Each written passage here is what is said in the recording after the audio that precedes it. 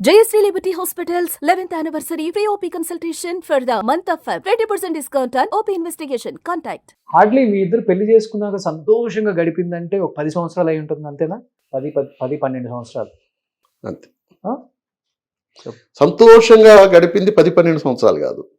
ఆమె నాతో ఉన్న 26 ఏళ్ళు సంతోషంగా ఉంది. బట్ 10 సంవత్సరాల తర్వాత ఆమెకి డిసీజ్ బయటపడింది. డిసీజ్ బయట వచ్చినా కానీ నేను ఎప్పుడు కూడా ఆమెని తక్కువగా చూడలేదు, ఆవిడ నన్ను తక్కువగా చూడలేదు. ఇద్దరికీ ఆమె బాగలేని మనిషి అనే లోటు నాకు లేదు, నాకు బాగలేదనే లోటు ఆమెకి లేదు. అంటే ఫస్ట్ హెల్త్ చెకప్ అప్పుడు బయటపడిందా డిసీజ్ ఉందా? ఏంటిది అనుకున్న డిసీజ్? దాన్ని మల్టిపుల్ స్క్లిరోసిస్ అంటారు. ఓకే. ఆమెకి ఫస్ట్ ఐ ప్రాబ్లం వచ్చింది. ఆ రోజు 97 అనుకుంటా, దీపావళి ఊరెళ్ళాము. అప్పుడు చెన్నైలో ఉన్నా. ఊరెళ్తే రాత్రి ఎంత టపకాయలు కాల్చారు. మార్నింగ్ లేసి మళ్ళీ చెన్నై షూటింగ్కి ఏదో వెళ్ళాలి. బయలుదేరుతుంటే నాకు కొంచెం కన్ను మసగ్గా ఉందండి, ఒక కన్ను అన్నాను. ఓకే. అంటేను రాత్రి ఇవన్నీ కాల్చారు కదా, ఆ పొగ ఇది ఉంటుందేమోలే చూద్దామని చెప్పున్నాను. నేను అప్పుడు మాలేసి ఉన్నా ఎప్పటస్. చెన్నై వెళ్ళిపోయాక చిన్న పాప షీఈస్ 3 months or 4 months అంతే. తనకి వ్యాక్సిన్ వేయించడానికి తీసుకెళ్ళాను. డాక్టర్ దగ్గరికి వెళ్ళి వ్యాక్సిన్ వేయించి, ఆ డాక్టర్ పక్కనే ఐ హాస్పిటల్ ఉంది చిన్నది. అదేదో అన్నావు కదా చూపించుకొని వెళ్దాం పదా ఉరికినే క్యాజువల్గా అని క్యాజువల్గా తీసుకెళ్ళి కూర్చోబెట్టి, ఈ కన్ను ఏమాదిరా కొంచెం మసగ్గా ఉంది, ఈ కన్ను మూసి చూడమంటే టోటల్ బ్లైండ్. ఏం కనిపిస్తుంది అంటే నాకేం కనిపించట్లేదంట. షాక్. నేను ఏం అర్థం కాలే అసలు. కనిపించకపోవడం ఏంటి, బాగా చూడాను అన్నాడు. నాకేం కనిపించట్లేదంట ఈ కన్ను మూస్తే. అప్పుడు డాక్టర్ కూడా కంగారు పడ్డాడు. ఆయన ఏదో గబగబా ఒక ఇంజెక్షన్ ఇచ్చాడు. మీరు ఇమీడియట్గా విజయ ఐ హెల్త్ కేర్ అక్కడికి పెద్ద హాస్పిటల్ అక్కడికి తీసుకెళ్ళమంటే అప్పటికప్పుడు నైట్ అక్కడ నాకు ఫ్రెండ్స్ సర్కిల్ అంతా ఉంది. అర్లీ అపాయింట్మెంట్ తీసి మార్నింగ్ 8 o'clock కల్లా మొత్తం చెకప్స్ అన్నీ చేయించి ఎంఆర్ఐలకి కరెక్ట్గా ఒక 11-12 లోపల there is no problem with eye, కన్నుతో ఏ రకమైన ప్రాబ్లం లేదు, ఇమీడియట్లీ కాంటాక్ట్ న్యూరాలజిస్ట్ అని చెప్పి రాశారు. ఓకే. అప్పుడు అక్కడి నుంచి అపోలోలో నా ఫ్రెండ్స్ ఉంటే వాళ్ళకి ఫోన్ చేసి అక్కడ మేజర్ డాక్టర్ని అపాయింట్మెంట్ తీసుకొని అక్కడికి తీసుకెళ్ళి ఆయన ఏం చేశాడు, చెక్ చేశాక ఎంఆర్ఐ రాశాడు. ఆయన బ్రెయిన్ ఎంఆర్ఐ రాశాడు. ఇది ఇక్కడైతే లేట్ అవుతుంది, నేను మళ్ళీ ఈరోజు ఊరు వెళ్ళిపోతున్నాను, నేను వేరే దగ్గరికి సజెస్ట్ చేస్తాను, అక్కడికి వెళ్ళి తీయించుకురమ్మంటే అక్కడికి వెళ్ళి తీసుకొచ్చి ఈయనకి చూపించే లోపలే ఆయన మెడిసిన్స్ అన్ని కూడా రాసేసి ఉన్నాడు. ఓకే. అంటే he expected what is the problem అనేది. అప్పుడే ఆమె చెప్పింది, నాకు కొంచెం కాళ్ళు ఇబ్బందిగా ఉంటుంది, నడిచేటప్పుడు ఏదో బ్లింక్ అవుతున్నట్టు. అదేం కాదులేమ్మా, 1 నెల 2 నెలలకి అవి టోటల్గా క్లియర్ అయిపోయింది. ఓకే. అయిపోయాక చెన్నై నుంచి ఇక్కడికి 99లో షిఫ్ట్ అయ్యాను. షిఫ్ట్ అయ్యే రోజు అందరం వస్తున్నాము ట్రైన్కి. తను స్టేషన్లోకి వచ్చాక ఆ మూటలన్నీ ఉంటాయి కదా, వాటి మీద కూర్చుండిపోయి నేను నడవలేకపోతున్నాను ఎందుకని అంది. కొద్దిసేపు కూర్చొని మళ్ళీ లిఫ్ట్ చేసి తీసుకెళ్ళిపోయి మామూలుగా ఎక్కించాను. ఇక్కడికి వచ్చాక తనకి అప్పటికే స్టెరాయిడ్స్ వాడేస్తుంది ఆ ఐకి సంబంధించి. ఇక్కడికి వచ్చాక వద్దని అప్పుడే హోమియోపతిది స్టార్ట్ చేశాను. హోమియోపతి స్టార్ట్ చేసి ఆక్యుపెంచర్ చేయిస్తూ తనకి రోజు నేను అప్పుడు జూబ్లీహిల్స్ రెంట్కి ఉండేవాడిని, వాళ్ళ పిల్లలు మాతో క్లోజ్గా ఉండేవాళ్ళు, వాళ్ళతో పాటు షటిల్ ఆడిచ్చేవాడిని, నేను ఆడేవాడిని. ఓకే. తనకు ఒక యాక్టివిటీ ఉండాలి అని. దీంట్లో ఒక 2 years ఆక్యుపెంచర్ ఇవి చేయించుకుంటూ వచ్చాక ఒకరోజు నాతో పెద్దగా గొడవ పెట్టుకున్నాను. నన్ను నువ్వు డాక్టర్స్ కరెక్ట్గా చూపించట్లేదు, ఈ పిన్నులు పొడిపించి నన్ను రోజు టార్చర్ చేస్తున్నావు. అలా కాదు అని అంటే వినకపోతే అప్పుడు డాక్టర్ అపాయింట్మెంట్ తీసుకొని చూపిస్తే ఆయన ఏదో మెడిసిన్స్ రాశాడు. ఆయన చాలా పెద్ద ఆయన, ప్రాబ్లమ్ సార్ అంటే నడవకపోతే ప్రాబ్లం కదా, అన్నట్టు కోపంగా అరిచాడు కానీ వాట్ ఈజ్ వాట్ అనేది చెప్పలా. ఆయన కూడా స్టెరాయిడ్స్ పెట్టాడు మరి.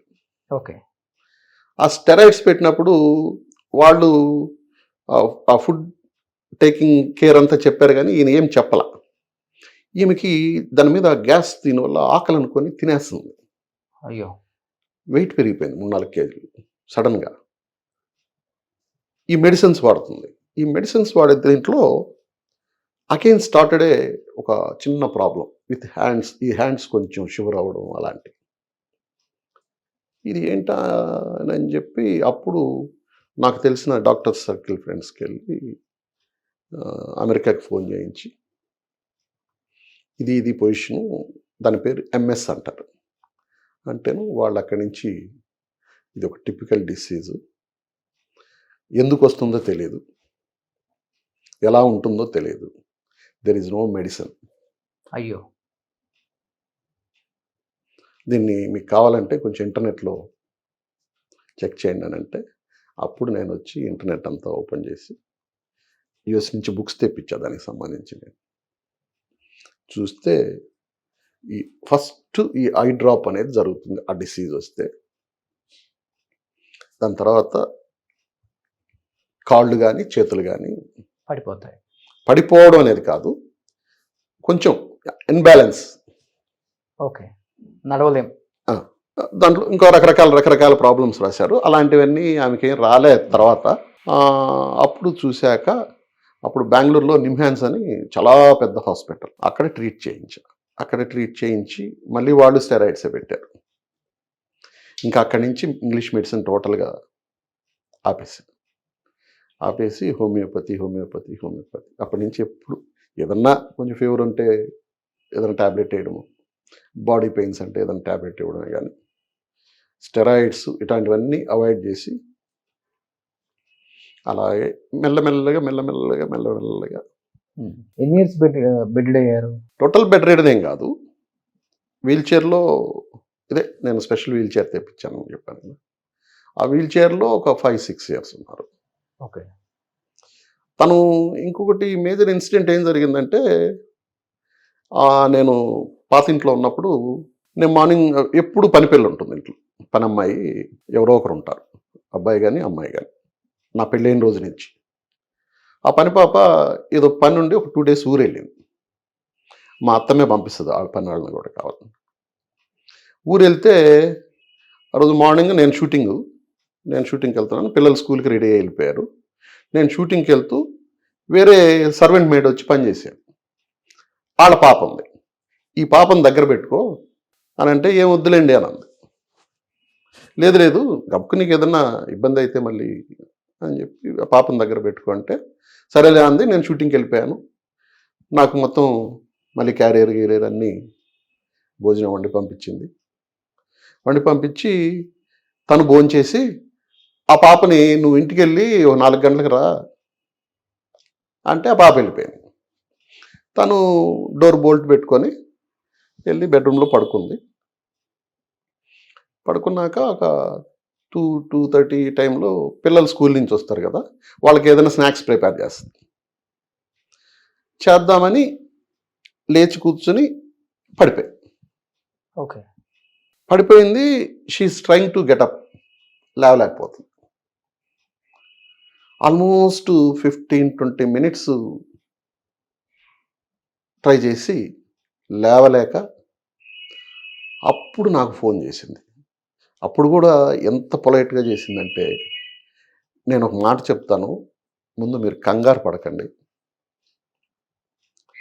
నేను ఈ మధ్య బెడ్రూమ్లో పడుకొని లేచి వెళ్ళబోయి పడ్డాను, ఎందుకునో లేవలేకపోతున్నాను, ఫోన్ పక్కనే ఉంది. అదేంటి అన్నా. అదేంటి అంటే ట్రై చేయి ఒకసారి అని అంటే, లేదండి 20 minutes అయింది, ఈ లోపల పిల్లలు వచ్చేస్తారేమో భయపడతారని. అప్పుడు నేను బోరబండలో ఉన్నా. వితిన్ 10-15 minutes అక్కడి నుంచి ర్యాష్ డ్రైవింగ్లో వచ్చేసే లోపల పిల్లలు కూడా రాలా. ఇంకా అప్పటికి వచ్చి చూశాను, నా కిచెన్ విండో తీసుంది. కిచెన్ విండోలోంచి డైరెక్ట్గా బెడ్రూమ్ ఉంటుంది. అక్కడి నుంచి చూస్తే తను కనిపిస్తుంది. ఒకసారి ట్రై చేయి లేవడానికి అంటే లేదండి లేవలేకపోతున్నాను. అప్పుడు మెయిన్ డోర్కి పక్కన గ్లాస్ విండో ఉండేది. ఆ గ్లాస్ బ్రేక్ చేసి లోపలికి పెట్టి బోల్ట్ నైస్గా ఓపెన్ చేసి నేను లోపలికి వెళ్ళి ఇలా పట్టుకొని లే అంటే మామూలుగా లేచేసింది. అప్పటి నుంచి తనకు సైకలాజికల్గా పడతానేమో లేవలేనేమో అనే ఒక ఫోబియా. అలా అలా అలా అలా మెల్లగా అసలు నేను నడవలేను అంటే ఎక్కువ పడుకోవడం ఉండడం వల్ల ప్రాబ్లమ్స్ వస్తాయని నేను ఆ వీల్ చైర్ కూడా తెప్పించింది. ఆ వీల్ చైర్ నిలబెడుతుంది కూడా మనిషిని. ఎక్కడి నుంచి తెప్పించారు అన్నది? తైవాన్. ఎంత ఎంత ఆ చైర్ ఎంత? 4 lakhs. 4 లక్షలు పెట్టి చైర్ తెప్పించారు. ఓకే. వెళ్ళి మనం కంప్లీట్గా మనం నిల్చున్నట్టే నిల్చుంటుంది. మూవ్ చేస్తే అది ఎక్కడికి వెళ్ళాలో అక్కడికి వెళ్తుంది. ఆ హైట్లో ఏమన్నా పని కావాలంటే చూసుకొని మళ్ళీ లిఫ్ట్ చేస్తే మళ్ళీ కిందకి మెల్లగా కూర్చుంటుంది. చనిపోయే వరకు వీల్ చైర్లోనే ఉన్నారా? ఇంకా వీల్ చైర్లో ఉన్నారు. లాస్ట్ 5 years టోటల్గా వీల్ చైర్లోనే ఉన్నారు. లాస్ట్ ఒక 1 year బాగా కొంచెం ఇబ్బంది పడ్డారు. చిన్న పిల్లలాగా అయిపోయారు. నేనే అన్ని 2 years బేబీని ఎలా చాకాలో నేను షూటింగ్కి వెళ్ళే లోపల నేను షూటింగ్కి వెళ్ళాలంటే అట్లీస్ట్ నేను 7కి వెళ్ళాలంటే ఒక 3:30, 4కి లేచి ఆమెను రెడీ చేసి ఆమెను డ్రెస్ చేసి ఆమెను బెడ్ మీద కూర్చోబెట్టి పిల్లలు ఉంటే పిల్లలకి మమ్మీకి ఏం కావాలి చూడండి అని పని పల్లెడు ఉండేవాడు. అంత ప్రేమగా చూసుకున్నారు. లాస్ట్ స్టేజ్లో తను అలా చూసినప్పుడు ఏమనిపించింది అన్న? వేరే అమ్మాయిలు తెలియదు, ఇండస్ట్రీలో ఇంత పెద్ద పేరు ఉంది, పెద్ద కుటుంబం, అన్ని ఆస్తులు ఉన్నాయి, కానీ భార్యే జీవితం అనుకొని, పిల్లలే జీవితం అనుకొని, కుటుంబమే జీవితం అనుకొని బతికిన వ్యక్తి మీరు. అంటే లాస్ట్ ఇలా జరుగుతుందని కూడా నేను ఎక్స్పెక్ట్ చేయలే. తను చనిపోయింది కూడా ప్రాబ్లం ఏంటంటే తనకున్న డిసీజ్ తోటి చనిపోవాలి. బెడ్ సోర్ వచ్చింది. ఆ బెడ్ సోర్ రాకుండా ఉండాలనే ఆ చైర్ తెప్పించింది. ఆ బెడ్ సోర్ అంటే తెలుసు కదా. అవును. బెడ్ సోర్ వస్తే దానికి కూడా మెడిసిన్స్ ఇప్పించాను. బట్ మాకు తెలియకుండానే ఇంటర్నల్గా బాగా డ్యామేజ్ అయిపోయింది. అది బయటికి కనిపించట్లా. అది ఒక్కసారిగా బర్స్ట్ అయింది. తీసుకెళ్ళాను. అప్పటికి చాలా హ్యాపీగా ఉంది. 4 రోజులు ఉంది హాస్పిటల్లో. రోజు నేను ఫుడ్ తీసుకెళ్ళేవాడిని క్లబ్ నుంచి వాళ్ళందరికీ. ఏం తినేది కాదు. మా అత్తయ్య ఉండేది కూడా. మంచి రూమ్లో టీవీ గీవీ అన్నీ పెట్టించాను. నా సీరియల్స్ వస్తుంటే చూసుకుంటుండేది. నేను వెళ్ళాక కథ అంతా చెప్పేది. అయిపోయాక డాక్టర్ ఉండి ఇంటికి తీసుకెళ్ళండి, కొద్ది రోజులు ఉన్నాక అది ఆపరేట్ చేశారు. దాన్ని గ్రాఫ్ట్ చేద్దాం స్కిన్ వేసి.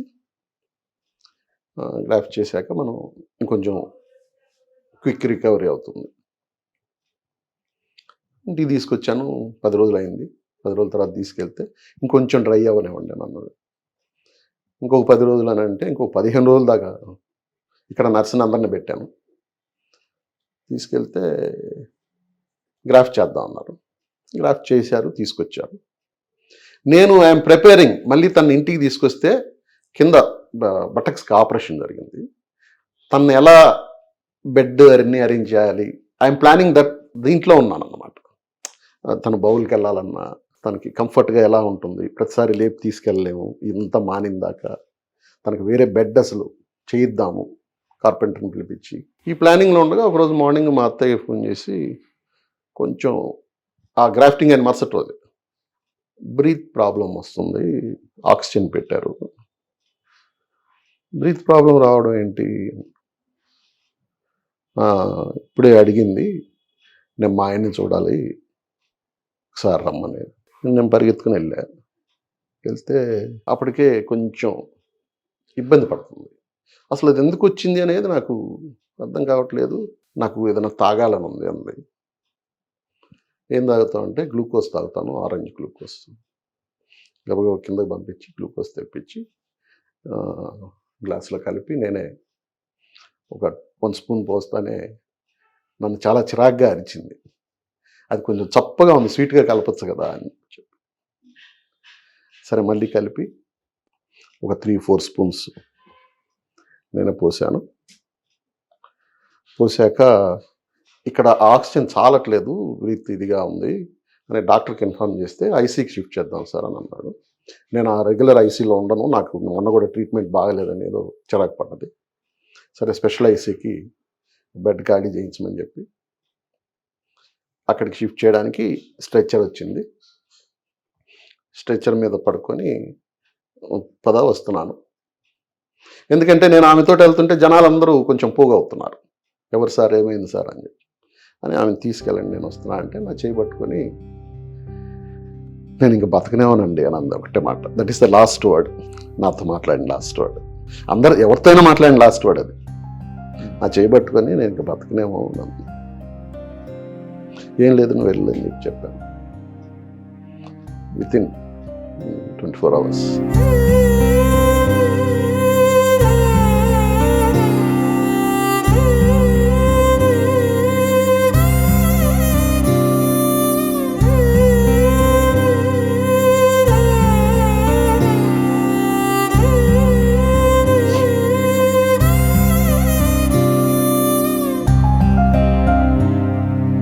ఫార్టీ 2 years ఉంటాయి అంతే కదా. 42. కానీ ఒక వయసు వచ్చిన తర్వాత ఆడపిల్లలకి నాన్న అవసరం అస్సలు అక్కర్లేదు, కానీ అమ్మ అవసరం ఉండాలి. అవును. అలాంటి నేను టైంలోనే ఆమె చనిపోయి నేను ఇప్పటికీ తర్వాత కూడా బాధపడింది. ఆడపిల్లలు, ఇద్దరు ఆడపిల్లలు అవడం ఒక చిన్న అడ్వాంటేజ్ అయింది. లేదంటే వాళ్ళ ప్రాబ్లమ్స్ నాకు చెప్పుకోలేరు. వాళ్ళకి ఏదైనా హెల్త్ ప్రాబ్లమ్స్ ఉన్నా, ఇంకేదన్నా గైనిక్ ఇష్యూస్ ఉన్నా ఇట్లాంటివి నాకు చెప్పలేరు. తల్లికే చెప్పుకోగలరు కదా. దాంట్లో నాకు బాగా హెల్ప్ అని అంటే మా అత్తయ్య వాళ్ళు. ఇద్దరు పిల్లలకు పెళ్లి కాలేదు కదా అలా ఆమె చనిపోయే టైంకి. అప్పుడే ఆ చిన్న మార్చుకోవడం అనేది జరిగింది పెద్ద పాపకి. పెద్దల్లుడిని అక్షింతలు వేసింది. పెళ్లి చూడలేదు. పెళ్లి చూడాల. పిల్లలు బయటకు వచ్చారన్న అమ్మ చనిపోయింది, పెళ్లిళ్ళు కాలేదు, బాధ్యతలు, నాణ్యమైపోతాడో అంతగా ప్రేమించిన వ్యక్తి, వాళ్ళు కొంచెం డిప్రెషన్ లోకి వెళ్ళిపోయారు. మీరు డిప్రెషన్ లోకి వెళ్ళిపోయారు కదా ఫస్ట్ కొంత. నేను I went in a dark room కొద్ది రోజులు, కొన్ని ఇయర్స్, నో కొన్ని మంత్సే. అక్కడి నుంచి మెల్లగా నాకు నేనే రియలైజ్ అయ్యి తప్పు చేస్తున్నాను, ఇది కాదు అనుకుంటుండగా సడన్గా షూటింగ్లో బిజీ అయ్యాయి. అది పెద్ద ప్లస్ పాయింట్ అయింది నాకు. సరే అంటే కొన్ని తలుచుకున్నప్పుడు బాధేసేది ఏంటంటే ఆడపిల్లలు అవడం వల్లే కొంచెం ఎక్కువ బాధగా ఉండేది. ఎందుకంటే ఏదైనా వాళ్ళు అమ్మతనగా చెప్పుకుంటారు, నాతో అన్నీ చెప్పలేరు. ఇప్పుడు ఆమె పెద్ద పాప, ఇద్దరు లవ్ మ్యారేజే. పెద్ద పాప సంబంధాలు చూసేటప్పుడు కూడా నేను మా అత్తయ్య గారిని పిలిచి చెప్పా. అప్పటికి మా ఆవిడ ఉంది, అమ్మ ఆవిడ పెద్ద పాపకి మ్యారేజ్ చూస్తున్నాను, ఆవిడకి ఏమన్నా కమిట్మెంట్స్ ఉన్నాయా అని అడగమని చెప్పి నా మావిడికి మా అత్తయ్య వచ్చింటే చెప్తే తను ఉందంట అని ఉందంట. సరే నేను కొద్దిసేపు డైజెస్ట్ కాల, ఎందుకంటే నేను పెంచిన విధానంలో నా పిల్లలు అలా ఉండరేమో అని అనుకున్నాను. But generation is different. Chowdharys అంట, నాకు క్యాస్ట్తో సంబంధం లేదమ్మా, నాకు ఎప్పుడు క్యాస్ట్ ఫీలింగ్ లేదు అని చెప్పి కనుగొన్నాను. ఒకసారి పాపతో మాట్లాడంటే సరే మాట్లాడతాలేనని నేను దాన్ని డైజెస్ట్ చేసుకోవడానికి కొంత టైం పడుతుంది నాకు. మా ఆవిడ వచ్చి అడిగింది నన్ను, ఏంటి తను టెన్షన్ పడిపోతుంది రోజు అంటే నేనేమంటాను, వాట్ ఈజ్ మై డెసిషన్? రోజు టెన్షన్ పడుతుంది దాని పాపం, అసలు నిద్ర పట్టట్లేదు, గ్యాస్ ప్రాబ్లం కూడా వచ్చింది అంటేను. సరే ఒకరోజు పిలిపించి మా ఆవిడ నేను కూర్చొని, ఏంటమ్మా చెప్పాను, మదర్ డాడీ నాకు క్యాస్ట్తో సంబంధం లేదు, నేను ఒక్కటే చెప్తున్నా, మీ డాడీకి సొసైటీలో ఒక పేరు ఉంది, ఆ పేరు పోకుండా చూడాలి అని అంటేను, మీ పేరు పోగొట్టే అంత పని నేను ఎప్పుడైనా చేస్తానా డాడీ అని. ఓకే అమ్మా, నీ ఇష్టం చేసుకో, బట్ నా దగ్గరికి మీరిద్దరూ ఎప్పుడు కూడా నాకు ఇలా జరిగింది అలా జరిగింది ఇట్లాంటివి రాకూడదు. నీ లైఫ్ నువ్వే ఏదైనా ఉంటే నువ్వే అడ్జస్ట్ అవ్వాలి, సెట్ అవ్వాలి, ఒక ఆడపిల్లగా నువ్వే ఇది అవ్వాలి. ఇద్దరికి నేను చెప్పిన ఒక్క మాట ఏంటంటే, మీరు చిన్నప్పటి నుంచి చూస్తున్నారు, మీ అమ్మని చూసినట్టు ప్రతి ఒక్కరు చూస్తారని అనుకోవద్దు. మీ అమ్మని నేను చూసినట్టు ప్రతి ఒక్కరు చూస్తారని అనుకోవద్దు. మా అమ్మని మా నాన్న ఇలా చూసేవాడు కదా, నా హస్బెండ్ ఏంటి ఇలా చూస్తున్నాడు అనే ఇది థాట్ ఎప్పుడు తీసుకురావాలి. ఎందుకంటే అది నా మెంటాలిటీ, నాకున్న ప్రేమ. ఇంకొక మెంటాలిటీ ఉండొచ్చు. నువ్వు 3 గంటలకు లేపి నేను 3 గంటలకు లేచి నేను ఎక్కడికైనా వెళ్ళాలంటే తన పని అంతా చేసి నేను నా పని చేసుకుని వెళ్ళేవాడిని. ఎయిర్పోర్ట్కి 4-5కి వెళ్ళేవాడిని.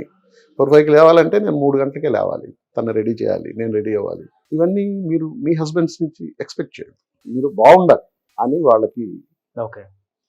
నేను వాళ్ళిద్దరికి పెళ్లి చేసుకునేటప్పుడు నేను చెప్పింది అది. ఇద్దరు లవ్ మ్యారేజ్, ఇద్దరినే యాక్సెప్ట్ చేశాను. చిన్నల్లుడు రీసెంట్గా అయింది. సో తను రెడ్డి, తను బ్రాహ్మణ్. ఓకే. నేను నా చిన్న కూతుర్ని అడిగింది, తనకేమో 3 పూట్ల నాన్ వెజ్ ఉండాలి. మార్నింగ్ మా ఇంట్లో ఎప్పుడు అంతే, breakfast starts with non veg, dosa with నాటుకోడి, ఇంకా అక్కడి నుంచి evening mutton paya with parotta, ఇలా ఉంటుంది. ఓకే. మధ్యాహ్నం ఏదైతే అది. ఏంటమ్మా అంటే నాన్ వెజ్ తింటాడు డాడీ అని. ఓకే. ఓకే, ఇద్దరు హ్యాపీ. ఇప్పుడు కూతురు ఇద్దరు హ్యాపీ. అల్లుళ్ళు కూడా మీరు అనుకున్నట్టుగానే మంచి అల్లుళ్ళు దొరికారు. ఇద్దరు మిమ్మల్ని అర్థం చేసుకుని మీ ఫ్యామిలీ ఇద్దరు అసలు వాళ్ళు నా దగ్గరకు కూడా నా ఎదురుగా కూడా రారు. చాలా మర్యాదగా ఉంటారు. ఇద్దరు హ్యాపీ.